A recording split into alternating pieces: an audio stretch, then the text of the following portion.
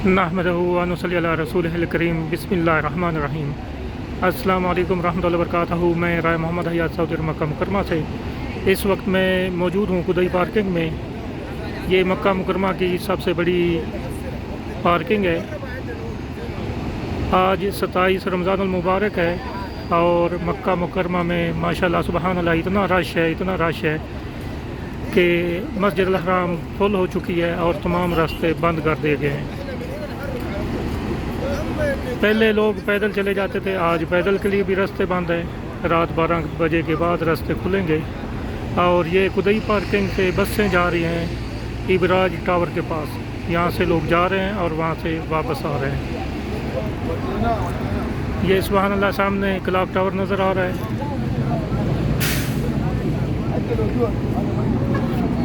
ये माशाल्लाह सुभान अल्लाह आप कुदई पार्किंग का व्यू देख रहे हैं चारों तरफ से।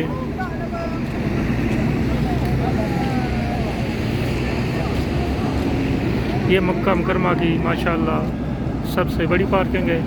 ये मुसाफिर हरम पाक में जाने के लिए बैठे हुए हैं, बसों का इंतज़ार कर रहे हैं, टैक्सियों का इंतज़ार कर रहे हैं और इतना रश है कि कहीं से कोई जगह नहीं मिल रही है। माशाल्लाह सुभान अल्लाह ये सामने क्लॉक टावर नज़र आ रहा है जो कि हरम पाक में मौजूद है।